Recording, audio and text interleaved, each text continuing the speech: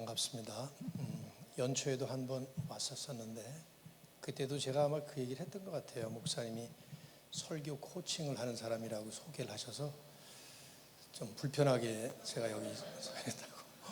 그전에는 이렇게 다른 교회 가서 설교할 때 부담이 없었는데 그냥 소신껏 하면 되는데 이제는 뭐 설교 코칭을 하는 사람이라는 소개를 받고 나니까 마치 여러분의 눈초리가 넌 얼마나 잘하나 보자 이런 같아서, 그래서 그런 마음 갖지 마시고, 하나 확신하는 게 제가 있는데 뭐냐면 은퇴한 사람보다 현역 선수들이 훨씬 더 뭐든지 잘합니다. 그렇죠?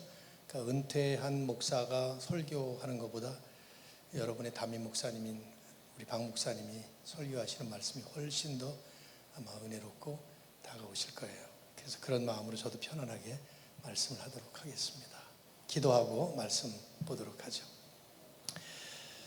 하나님 고맙습니다. 오늘도 이 귀한 좋은 교회에 저희들을 지체로 세우시고 또 귀한 공동체 예배를 드릴 수 있도록 오늘 무더운 날이지만 거룩한 예배 인도해 주신 것 감사합니다.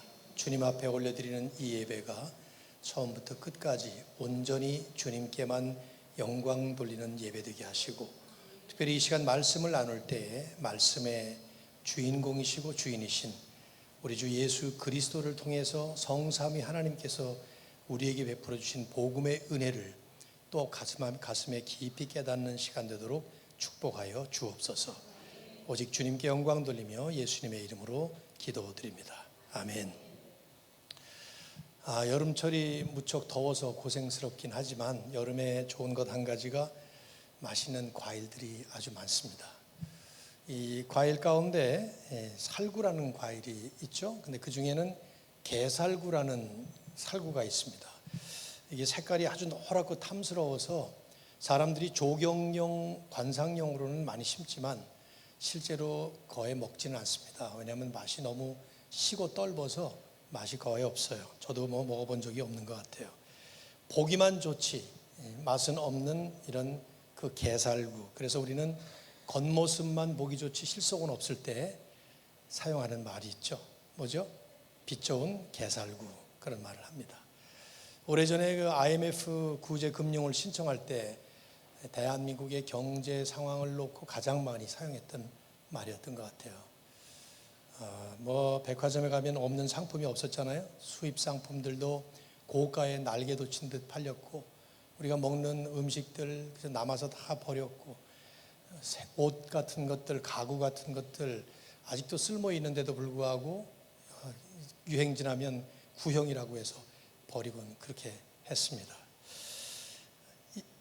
그때 그러다가 IMF 사태가 딱 터지자 모든 것이 다 이게 가짜라는 게 드러났어요. 한국이 정말로 부유한 나라였기 때문이 아니라 우리는 외국에 빚진 돈을 가지고 그렇게 흥청망청 살고 있었던 것이죠. 마치 은행 직원이 자기 돈이 아닌데 예금주의 돈을 마치 자기 돈처럼 그렇게 막 쓰는 그런 시기였던 거예요. 그래서 그 당시 대한민국의 이 경제를 두고 가장 많이 했던 말이 빛 좋은 게살구였다, 그런 말이었습니다. 겉만 그럴듯했지 실속은 없었다 하는 말이죠. 뭐 요즘도 그런 말들이 종종 지금 안팎에서 나오고 있습니다. 오늘 우리가 이제 다루게 될 이 본문 말씀은 일종의 이스라엘판 빛 좋은 게살구라고 말할 수 있는 빛 좋은 무화과나무의 얘기입니다. 경제적 차원이 아니라 영적인 차원의 얘기죠. 열매는 없고 잎사귀만 무성했던 한 무화과나무를 예수님께서 저주를 하시고, 저주하시는 바람에 그 무화과나무가 완전히 바싹 말라버리는 일종의 이적 얘기예요. 오늘 본문에도 있지만은 이제 마태복음 21장에도 이 본문이 기록이 되어 있어요. 약간 다르게 기록이 되어 있지만 어쨌든 있습니다. 내용은 간단해요. 예수님께서 십자가에 달리시기 위해서 이제 예루살렘에 들어가셨습니다. 그리고 그 다음 날 오늘 본문의 12절을 보시면 예수님이 시장하셨어요. 아마 아침을 걸으셨던 것 같아요. 근데 이렇게 멀리서 보니까 잎사귀가 달린 무화과 나무가 보인 거예요. 그래서 열매가 있을까 해서 기대하면서 가보셨는데 열매가 한 개도 열린 것이 열리지 않았습니다. 그러자 예수님은 그 무화과 나무를 보시면서 저주를 내리십니다. 자, 14절 말씀 여러분이 한번 읽어주십시오. 다 같이 시작.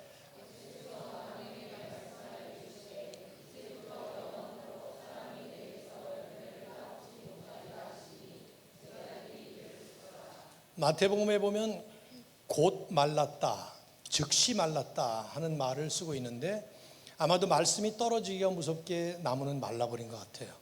근데 제자들은 아마 못 본 모양이죠. 그 다음에 20절에 보시면 제자들이 지나가다가 보니까 뿌리까지 말라버린 거예요. 베드로가 보고 말을 합니다. 21절에 보소서, 주님께서 저주하신 무화과나무가 정말 말랐습니다.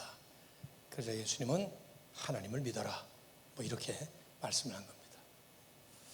오늘 여러분이 교회에 오지 않고 만일에 집에서 이 말씀으로 그냥 경건의 시간을 가지셨다면 이 말씀을 읽고 어떤 교훈을 정리하실 수가 있겠습니까? 마당에 나가서 정원에 있는 감나무가 열매를 못 맺으면 다 따버려라, 베버려라, 그런 뜻이겠습니까? 어떤 교훈을 담고 있을까요? 이 말씀을 보면은 우선 몇 가지 의문점이 생기지 않아요? 이 말씀을 보면서 주님께서 왜 이런 이적을 행하셨을까요? 왜 애꿎은 나무를 저주하셨을까요? 과실나무가 열매를 맺을 때도 있고 못 맺을 때도 있는 것이지 열매 못 맺었다고 뿌리까지 말라고 영원토록 열매 맺지 못하도록 저주하셨단 말이에요. 더구나 예수님은 당신의 이런 능력을 이런 식으로 파괴적으로 사용하신 적이 한 번도 없어요. 마가복음 5장에 보면 한 사람에게 귀신이 떼로 들어가 있었습니다. 그래서 군대 귀신이라는 귀신이 들어가 있었는데 그때 귀신을 쫓아낼 때 그 귀신들이 예수님께 요청을 했어요. 우리 돼지떼에게 집어넣어달라. 그래서 그 요청도 들어주실 겸 해서 하여튼 그 바람에 이제 돼지가 전부 바다로 들어가서 몰살당하잖아요. 엄청난 경제적 손실이었을 텐데 그러나 그때는 귀신을 쫓아내느라고 행하신 이적이었단 말이에요. 파괴적인 모습이 있긴 있지만 그런 의미가 있을 텐데 여기는 예수님 배고프셔서 지금 이런 일을 하신 거예요. 한 번도 자신을 위해서 이적을 행하신 적이 없거든요. 심지어 광야에서 시험을 받으실 때에 사탄이 돌을 떡으로 만들어라 할 때도 예수님은 그렇게 만드시지 않았습니다. 근데 지금은 당신께서 배가 고프셔서 마가는 분명히 쓰고 있어요. 근데 이것도 생각을 해보면 시장하셨다면, 배가 고파서 그러셨다면 차라리 이 나무에 열매가 열리도록 하는 이적을 행하셨어야 될 거 아니에요. 가지마다 한 10개씩 열리든지 앞으로 계속해서 풍성한 열매를 맺어서 다른 사람들에게 유익이 되어라 이래야 예수님 스타일에 맞는 거 아니냐 이 말이에요. 또 왜 이러셨을까? 너무 시장에서 화가 나셨나? 배고프면 화내는 사람 못 봤어요? 여러분 보셨죠? 네, 한 20년 더 된 것 같은데 제 아내가 자꾸 이렇게 이유도 없이 짜증을 내는 것 같아서 가만히 살펴보니까 배가 고파서 그러더라고요. 그래서 그때마다 제가 뭐 좀 먹어. 그럼 이제 더 짜증을 내곤 했는데 병원에 가보니까 당뇨가 생기기 시작했어요. 그러니까 이제 당뇨 환자라서 아마 그랬던 것 같은데 여러분도 이제 주변에 누가 배고프면 짜증내면 병원 체크해보라 그러시면 될 것 같은 생각이 들어요. 실제로 그렇게 해석하는 신학자들이 있습니다. 자유주의 신학자들이죠. 클라우즈너라고 하는 신학자는 예수님의 지금 이 행위는 잘못도 없는 나무에게, 자연적으로 그렇게 된 나무에게 행하신 심각한 불의, gross injustice 이런 말을 썼어요. 이건 불의한 행동이다. 이렇게. 맨션이라고 하는 사람도 이것은 기적의 능력을 홧김에 낭비한 전형적인 예다. 이 재수 없는 나무, 제가 이제 번역을 이렇게 했는데 unfortunate tree, 운이 없는 나무에게 퍼부었던 초자연적인 능력을 올바로 사용해서 무화과 풍년을 일으켰더라면 훨씬 더 좋았을 것이다. 도저히 믿을 수 없는 행동이다. 이렇게 썼습니다. 여러분도 그렇습니까? 예수님이 홧김에 실수하신 걸까요? 만일에 그러셨다면 곧바로 알아차리셔서 우리 주님 스타일대로 아유 미안하다, 내가 지금 너무 배고프다 보니까 잠시 짜증나서 다시 열려라, 이렇게 얼마든지 바꾸실 수 있었을 텐데 분명히 그건 아니라 이 말이에요. 이 이적은 분명히 겉으로만 보면 불합리하고 부당하다는 느낌이 들 수 있어요. 평소에 예수님의 스타일하고는 너무 안 맞는 모습이 있는 것도 사실입니다. 하지만 그런 아이러니가 이 이적의 초점이에요. 저주하신 이유가 무엇일까? 이스라엘에서 무화과 나무에 잎사귀는 있는데 열매는 없다 하는 것은 예사로운 일이 아니었어요. 왜냐하면 무화과 나무는 잎이 있으면 당연히 열매가 있게 마련입니다. 봄이 되면 어린 잎사귀가 나오면서 그 다음에 이제 열매가 열립니다. 아니면 열매가 열리기 시작하면서 잎사귀가 나오기도 있지만은 어쨌든 그러다가 이제 6월쯤 되면 잎도 많아지고 열매도 무르익게 되고 그런 거예요. 근데 어쨌든 무화과 나무에 잎사귀가 있다라는 것은 반드시 열매가 있어야 한다라는 것이기 때문에 잎사귀는 있는데 열매가 없다? 이 나무는 열매를 맺지 못하는 불능나무, 부실과수였던 것이죠. 아예 열매가 늘 안 열렸던 그런 나무였다 이 말이에요. 그때가 6월절이었으니까 4월 중순이었을 것입니다. 예수님이 6월절에 십자가에 달리시니까 6월쯤 돼야 열리는 것인데, 그러니까 마가는 지금이 무화과 때가 아니었다 이렇게 지금 그 얘기를 적고 있어요. 그러니까 무화과 철이 아니었단 말이죠. 그런데 한 무화과 나무에 잎사귀가 달려 있었고 그 잎사귀 때문에 열매를 기대하게 만들었단 말이에요. 가보니까 열매는 없고 잎사귀만 있었던 불량나무였던 것이죠. 그 잎사귀 때문에 열매를 기대하도록 착각하게 만들었단 말이에요. D.A. 칼슨이라고 하는 탁월한 신학자는 그래서 이렇게 코멘트를 달았어요. 나무의 잎사귀들은 열매를 현란하게 광고하고 있었지만 그 광고는 가짜 광고였던 것이다. 그런 말을 했어요. 예수님은 그걸 보는 순간 즉각적으로 그 현장에서 실물 교육, object lesson을 제자들에게 하신 것이죠. 어떤 교훈을, 영적인 교훈을 주시기 위해서 지금 일어나고 있는 이 상황을 비유적으로, 상징적으로 이렇게 이적을 행하셨다 이 말이에요. 자, 그 교훈이 뭘까요? 복음서를 이제 처음부터 쭉 읽다 보면 처음부터 이제 실마리가 될 만한 말씀들이 몇 번 나옵니다. 예를 들면 마태복음 3장 10절에 세례 요한이 한 말이에요. 이미 도끼가 나무 뿌리에 놓였으니 좋은 열매를 맺지 아니하는 나무마다 찍혀 불에 던져지리라. 또 예수님도 비슷한 말씀을 마태복음 7장 19절에서 하십니다. 아름다운 열매를 맺지 아니하는 나무마다 찍혀 불에 던져지느니라. 전부 다 비유죠. 우리를 이제 나무에 빗대서 말씀하신 건데, 열매가 본질인 과실나무가 열매를 맺지 못하면 결국 땔감으로 던져지는 것처럼 우리가 우리의 삶에 마땅히 맺어야 될 그런 영적인 열매, 하나님이 원하시는 그런 열매들, 의의 열매, 또 성결의 열매, 사랑의 열매, 이런 것들을 맺지 못하면 결국 우리도 심판, 불이라는 것은 심판을 상징하는 것이니까 심판을 받게 된다, 이런 말씀이죠. 이 이적은 엄밀히 보면 예수님의 십자가에 달리시기 전 그 생의 마지막 이적이었어요. 물론 이제 겟세마네 동산에 들어가셔서 사람들에게 체포될 때에 그 몰려온 사람들에게 베드로가 칼을 휘두르다가 제사장 하인의 귀를 베입니다. 이게 베었는지 아니면 잘라져서 땅에 떨어졌는지, 하여튼 예수님께서 그걸 고쳐주시는 이적이 있긴 해요. 고쳐주셨겠죠. 이적이죠. 그런데 그때는 베드로가 얼떨결에 저지른 일을 예수님이 만회해 주시느라고 행하신 이적이기 때문에 주님이 의도하신 이적은 아니에요. 아마 그래서 그랬는지 누가를 빼놓고 마태, 마가, 요한도 다 적고는 있지만 고쳐주신 이적 얘기는 적지 않아요. 칼로 베어졌다라고만 쓰여있지 이적 취급을 안 한 것이죠. 그러니까 이적으로 보면, 분명한 목적을 위해서 주님이 행하신 이적으로 본다면 이 이적이 마지막 이적이라 이 말이에요. 여러분, 이적이 뭡니까? 예수님의 이적의 의미는 주님이 누구냐, 이 땅에 메시아로 오신 그 예수가 누구시냐, 또 그 예수가 어떤 능력과 성품을 가지신 분이냐, 이걸 보여주시기 위해서 행하신 것이 이적입니다. 그렇다면 마지막에 행하신 이 이적의 그 중요한 의미가 무엇일까? 우리는 아주 심도 있게 심층 분석을 해볼 필요가 있겠죠. 어떤 교훈을 안겨주는 것일까요?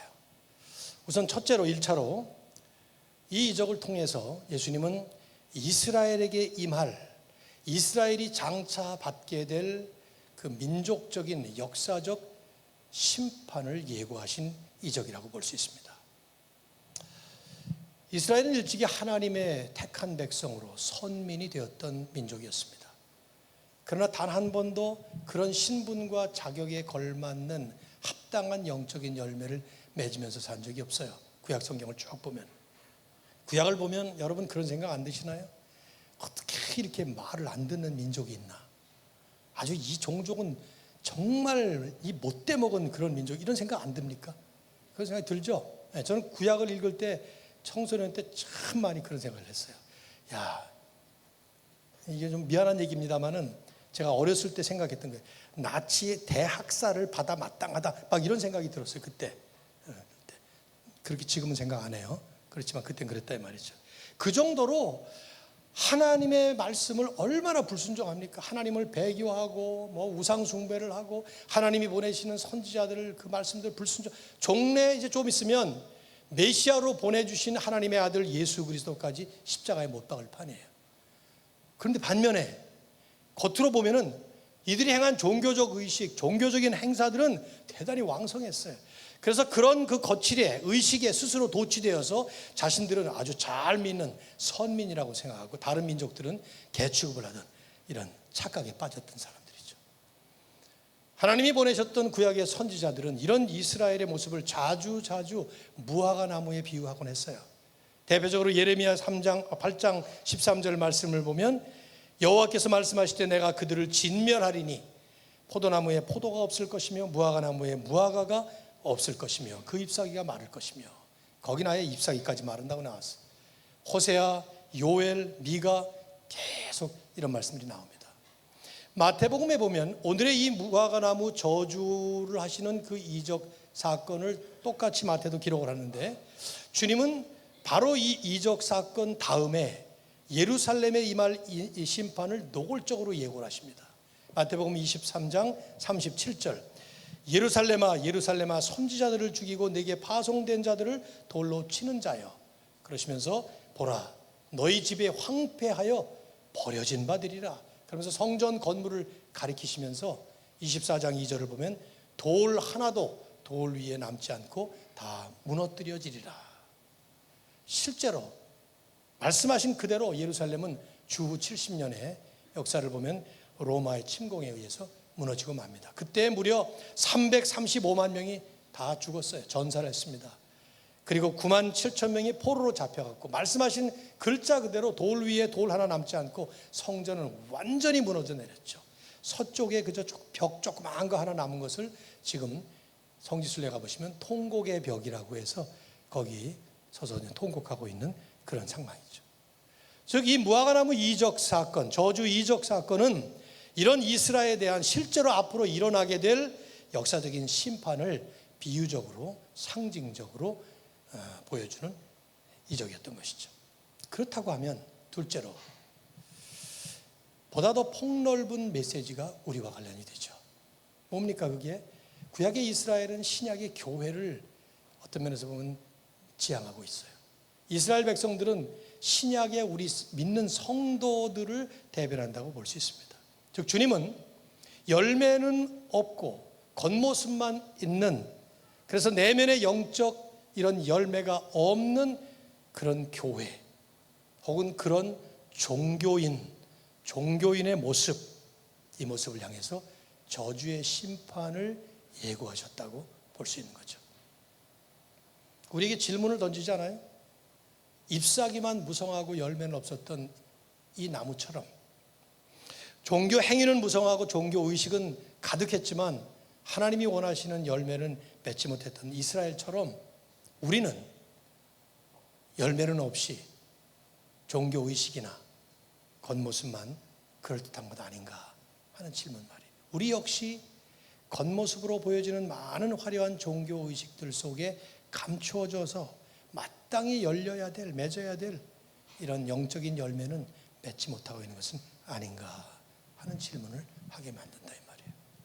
저는 36년을 목회를 하고 5년 전에 은퇴를 했어요. 이제 40년 지금도 이제 사역을 이런 식으로 하고 있으니까 뭐 하고 있다고 볼 수 있는데 3대째 믿는 사람이기 때문에 꽤 신앙의 연조가 깊은 가정입니다.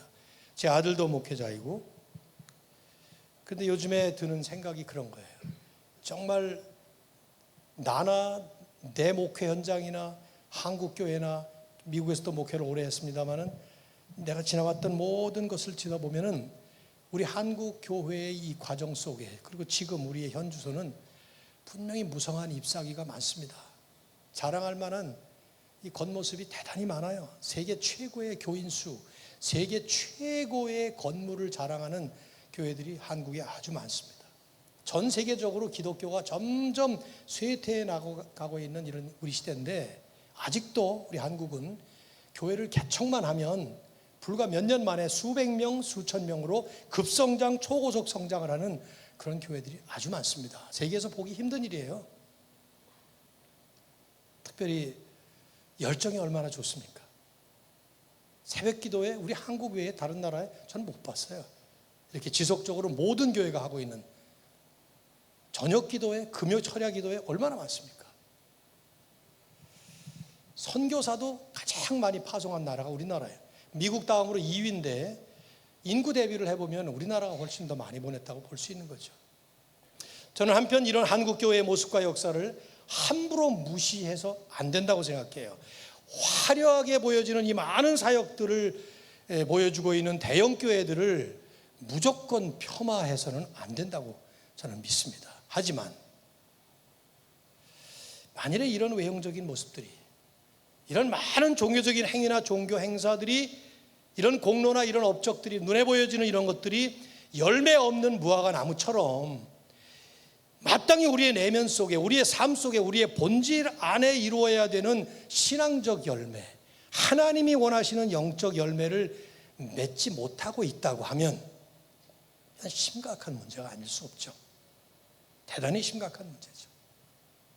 왜냐하면 우리가 믿고 우리가 표방하고 있는 기독교 진리는 반드시 내면의 열매와 변화가 있어야만, 그렇지 않으면 그 자체로 무너진다 이 말이에요.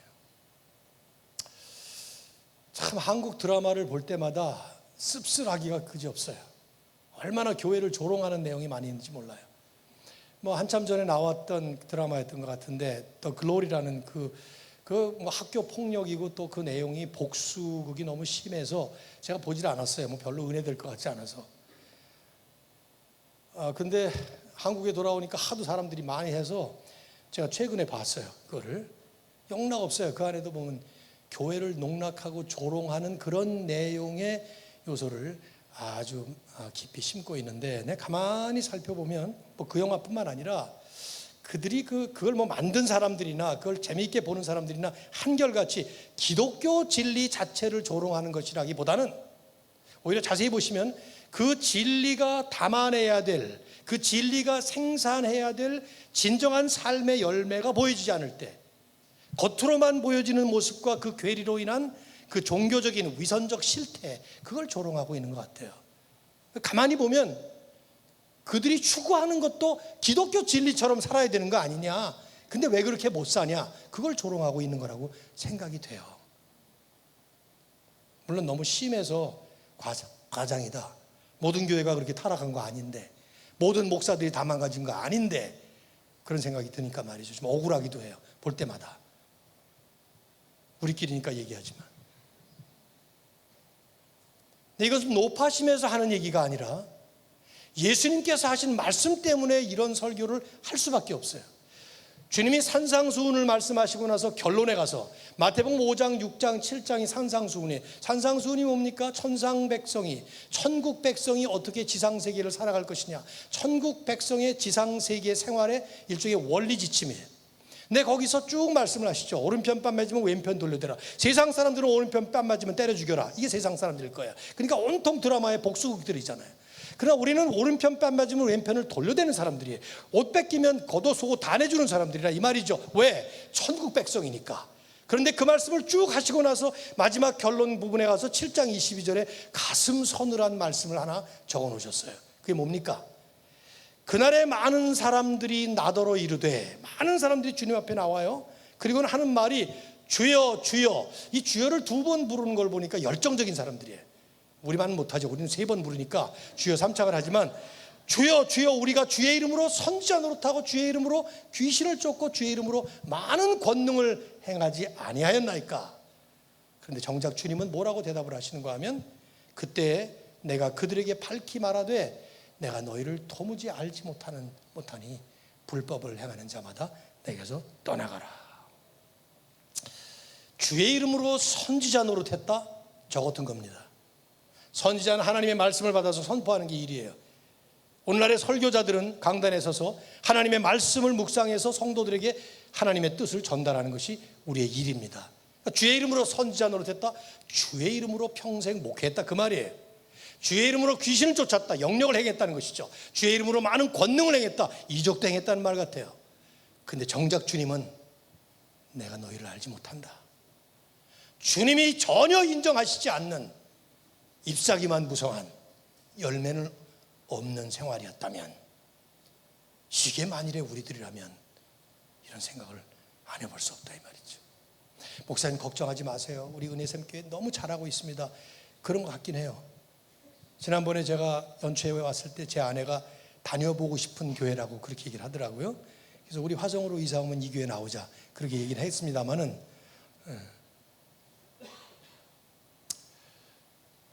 우리를 돌아보고 깊이 반추하도록 만들어주는 이런 말씀이에요. 무화과나무 저주 이적 사건이 그렇다면 이렇게 구약의 이스라엘처럼 하나님을 배교했던, 열매는 없고 겉모습만 건지르르 해, 오늘날 어떤 교회들처럼 어떤 사람들처럼 종교의식만 남고 실제로 신앙적 열매는 없는 그런 사람들을 정죄하고 비난하라고 우리에게 주신 말씀일까? 당연히 아니겠죠. 왜요? 우리를 향한, 여러분을 향한 하나님의 말씀이기 때문이다. 그렇다면 이 무화과나무 이적의 핵심은 훨씬 더 근본적인 데 있습니다. 열매를 맺지 못해 저주받았던 이 불능의 부실과수 무화과나무는 다름 아닌 저와 여러분이기 때문이에요. 2000년 전의 이스라엘만 아니라 거치장으로 포장된 어떤 교회 어떤 교인들만이 아니라 우리 모두 다, 저나 여러분 다 가르쳐. 왜 그렇습니까? 우리는 누구를 막론하고 본질적으로 열매를 맺지 못하는 불능자들이기 때문입니다. 좀 미안해요, 이런 말을 드려서. 그러나 이것이 성경적으로 신학적으로 사실이에요. 잎사귀 취장은 가능해요. 겉모습은 포장할 수 있어요. 그러나 우리는 어느 누구도, 이 자리에 있는 어느 누구도, 저를 포함해서 다 마찬가지예요. 우리 내면의 본질 속에 하나님이 원하시는, 하나님께서 원하시는 열매를 맺을 수는 없어요. 왜? 죄 때문입니다. 우리 모두가 다 죄 때문에, 뼛속 깊이 가지고 있는 우리의 뿌리 깊은 죄성 때문에 우리의 힘과 우리의 노력만 가지고서는 잎사귀 포장은 가능하지만 하나님이 보시고자 하는 진정한 참 열매는 맺을 수가 없어요. 의로운 열매 못 맺어요. 사랑의 열매 못 맺어요. 저는 제가 저를 봐도 아주 정확한 증인이에요. 아이들을 그렇게 사랑하는 줄 알았는데 시집장가 다 가서 이제 10년이 넘었어요. 근데 요즘 들어와서 우리 큰애들이, 시집장가 간 애들이 말을 좀 안 듣는 것 같아. 아니 걔네들이 시집장가 가서 이제는 다 나이가 40 중년 넘었는데 내 말을 왜 들어야 돼요? 그런데 내 말을 안 들을 때 이거 때려주고 싶더라고요. 사랑이 아니야 이게. 내 뜻대로 안 되는 것 때문에 화가 나는 거예요. 요즘에 제가 많이 하는 회개 가운데 하나가 바로 이 점이에요. 역시 나는 죄인이구나. 집을 나간 탕자를 받아들일 수 있는 것은 하나님 아버지지 나는 못하는구나, 그 생각이 들어요. 자꾸 아멘 하세요. 난 지금 너무 힘들어 죽겠는데. 그래서 이미 저주와 심판 아래 우리는 다 놓여 있는 사람들이에요. 바울이 그것을 신학적으로 잘 풀이했어요. 아주 짤막한 말씀 속에 깊이 있게 함축적으로 잘 얘기했어요. 갈라디아 3장 10절. 무릇 율법 행위에 속한 자들은 저주 아래에 있나니 기록된 바. 그 다음 말씀. 누구든지 율법책에 기록된 대로 모든 일을 항상 행하지 아니하는 자. 이 표현을 보십시오. 누구든지 율법책에 기록된 대로 모든 일을 항상 행하지 아니하는 자, 이미 저주 아래에 있는 자라. 우리는 모두가 다 하나님이 원하시는 온전한 선, 그 온전한 의로움, 하나님이 원하시는 온전한 거룩함을 하나님이 요구하시는데 거기에는 미칠 수가 없는, 그래서 이미 저주 아래 놓인 사람들이죠. 즉 무화과나무 저주 이적 사건은 단지 그 당시 신분만 하나님의 선민이었지 하나님이 원하시는 열매를 맺지 못했던 이 이스라엘이나 오늘날 열매는 없이 외형만 화려하게 보여지는 어떤 교회들, 종교단체들, 어떤 종교인들만 가리키는 것이 아니라 저나 여러분이나 우리 모두에게 이미 하나님께서 내리신 그 심판의 말씀이었다는 것이죠. 영원히 멸망받을 모든 죄인들에게 하나님께서 내리시게 될 그 저주의 심판을 예수님께서 예고하신 거예요. 그런데 바로 여기에 역설이 있어요. 놀랄 만한 역설이 바로 여기에 있는 거예요.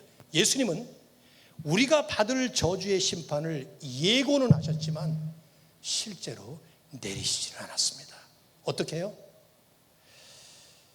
주님께서 내 대신 저주가 되심으로, 내가 저주의 심판을 받아 마땅한 이미 저주받은 인생인데 우리 주님이 나 대신 저주가 되심으로 인해서 십자가 위에서 그 저주의 심판을 받으셨기 때문에 우리를 저주받지 아니하고 축복받는 하나님의 자리에 들어갈 수 있도록, 그게 바로 복음이에요.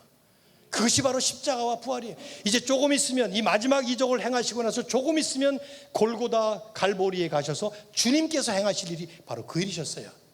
내가 바로 너희 자리에 서주마, 내가 저주가 되어주마. 바울은 그 얘기를 훗날 갈라디아 교회에 명확하게 말씀을 하셨죠. 갈라디아 3장 13절 14절. 자, 오늘의 키워드입니다. 자, 같이 키버스니까 한번 같이 읽어보시죠. 시작. 그리스도께서 우리를 위하여 저주를 받은 바 되사 율법의 저주에서 우리를 속량하셨으니 기록된 바 나무에 잘린 자마다 저주 아래에 있는 자라 했습니다. 이는 그리스도 예수 안에서 아브라함의 복이 이방인에게 미치게 하고 또 우리로 하여금 믿음으로 말미암아 성령의 약속을 받게 하려 하심이라. 아멘. 그리스도께서 내 대신 저주를 받으심으로 인해서 그분을 믿는 나는, 그분을 믿는 여러분은 누구든지 그분을 믿기만 하면 더 이상 저주의 인생이 아니라, 저주의 심판을 받을 것이 아니라 축복을 누릴 수 있도록, 축복의 반열에 들어갈 수 있도록, 아브라함에게 약속하셨던 그 축복을 누릴 수 있도록 우리 주님은 우리 대신 저주의 십자가를 짊어지셨던 것이죠. 그래서 주님은 간단하게 베드로에게 말씀한 거예요. 뿌리채 말라버렸네요. 뜻을 알지 못하는 베드로에게 하나님을 믿어라. 이제 곧 일어날 십자가와 부활을 통해서 저주받은 무화과나무처럼 저주받아 마땅한 그들을, 마땅한 우리를 대신해서 주님의 죽으심과 부활을 통해서 우리를 구원하실 그 하나님, 그 하나님을 믿어라. 그래서 오늘 말씀의 제목은 저주받은 무화과나무의 비극이 아니라 저주받은 무화과나무의 축복인 것입니다. 왜냐하면 예수 그리스도를 믿는 사람은 누구를 막론하고 나 대신, 그분 대신 저주를 받으신 예수님 때문에 이제는 심판이 아니라 축복을, 구원을 받을 것이기 때문에. 여러분, 우리가 사는 우리의 인생은 저주예요. 돈, 외모, 건강, 우리의 모든 것들 가만히 솔직하고 정직하게 그 본질을 한번 짚어보십시오. 핵심은 저주예요. 아무리 건강을 자랑해도, 전 나이가 70입니다. 사람들이 나보고 건강하게 보인다 그래요. 맞아요. 그런데 저는 압니다. 제 속은 겉도 마찬가지지만 점점 썩어져 가고 있다는 것을. 목사님이 내년에도 저를 보고 한번 오라 그러시더라고요. 근데 내가 아까 농담 반 진담 반으로 얘기했어요. 그때까지 살아있으면 그랬습니다. 농내장이 와서 자꾸 지금 시야가 좁혀지고 있습니다. 그래도 볼만해요. 운전할 만합니다. 정말 건강했기 때문에 기계체조를 옛날에 해서 아주 건강했었는데, 제 아내가 어디 가서 이 말 하지 말라 그러는데 그 배를 보고 얘기하라 그러는데 옛날에 그랬단 말이에요. 점점 늙어가고 점점 병 들어가고, 요번에 건강검진했더니 뭐 2년에 한 번 안 하면 안 된다고, 위암이 생길 가능성이 어쩌고 저쩌고 이런 얘기 많이 하더라고요. 우리 아버님 췌장암으로 돌아가셨고, 뭐 그러니까 가능성이 있겠죠. 그 내년에 살아있으면 또 올게요. 근데 보장은 못해요. 우리의 인생은 저주예요. 태어나는 순간부터 이걸 향해 가고 있으니까. 돈이 많습니까? 그거 언제 다 쓸 거예요? 없습니까? 그건 더 저주스럽죠. 더 외모 아무리 예뻐봐야 무슨 소용이 있어요. 제가 셀폰 안에 내 아내 46년 전 저랑 연애할 때 사진을 아직도 제가 가지고 다니긴 하지만 볼 때마다 안쓰럽죠. 이제는 제 아내 얼굴 볼 때마다 이 할머니가 언제 내 앞에 섰지 이렇게 보이시니까. 우리 인생은 뭐를 막론하고 다 저주스럽습니다. 그리고 결국은 마지막에 이 저주의 심판으로 끝나게 될 것입니다. 그래서 세상은 여전히 열매 없는 잎사귀 시장이 전념하고 있어요. 아마도 내면의 열매, 진정한 열매를 이뤄낼 수 없기 때문에 거치장이라도 해보려고 하는 그 몸부림이 아닐까 하는 안쓰러움이 보여지기도 해요. 도덕적 선행을 이루어서 조금 좀 나은 인생처럼 아마 살고 싶은 안타까움도 보여지기도 하고요. 그러나 뭘 어떻게 한들 하나님께서 원하시는 온전한 열매를 우리는 누구도 스스로 맺을 수가 없어요. 오직 하나님께서 우리에게 은혜를 베푸셔서 당신께서 우리에게 구원의 길을 열어주셔야만 할 수 있는 것이죠. 팀 켈러 목사님이 잘 말씀하셨어요. 도덕적인 종교인이나 세속적인 사람들이나 우리 모두에게 필요한 것은 딱 하나라고. 뭡니까? 은혜다. 하나님의 은혜. 그 은혜를 예수 그리스도께서 찾아오셔서 저주를 축복으로, 심판을 구원으로 바꾸시는 놀라운 역사를 복음을 통해서 이루셨습니다. 우리는 이제 그런 복음을 믿고 예배를 드리는 사람들이죠. 혹시 이 자리에 높아심이지만 아직 이 예수님을 모르는 분이 계시다면, 예수님 때문에 저주받은 내 인생이 축복받은 인생으로 바뀐다는 이 진리를 모르는 분이 있다면, 아직도 내 인생이 너무 저주스러워서 한탄스러워서 그럼에도 불구하고 해결의 실마리가 보이지 않는 그런 인생을 사는 분이 있다면 이 예수님 만나는 게 가장 급선무예요. 왜냐하면 그분만이 해결자이시기 때문에. 제 말이 아니에요. 내가 곧 길이요 진리요 생명이니 나로 말미암지 않고는 아버지께로 올 자가 없느니라. 다른 말로 다 바꿔도 돼요. 예수님만이 길이요 진리요 생명이기 때문에 그리스도를 통하지 않고서는 저주스러운 인생은 결코 축복된 인생으로 바뀔 수가 없습니다. 그러나 여러분, 예수님 믿으셨습니까? 이제 예수님 믿고 여러분이 이 구원의 길로 들어섰습니까? 그렇다면 이제 여러분과 제 과제는 풍성한 열매 맺는 삶을 사는 것입니다. 어떻게 할 수 있을까요? 여전히 마찬가지예요. 우리의 노력 가지고서는 거치장밖에 못해요. 잎사귀 조금 만들어냈다가 가을 되면 낙엽 돼서 떨어지는 고작 그거 다예요. 우리가 열매를 풍성히 맺을 수 있는 길도 역시 딱 하나예요. 그리스도 안에 그리스도와 함께 거하는 것이죠. 주님이 직접 말씀하셨어요. 요한복음 15장 5절에서 나는 포도나무여 너희는 가지니 그가 내 안에 내가 그 안에 거하면 사람이 열매를 많이 맺느니라. 가지가 나무에서 떨어지면 그 가지에 맺혀야 될 열매를 맺지 못합니다. 가지가 죽어버려요.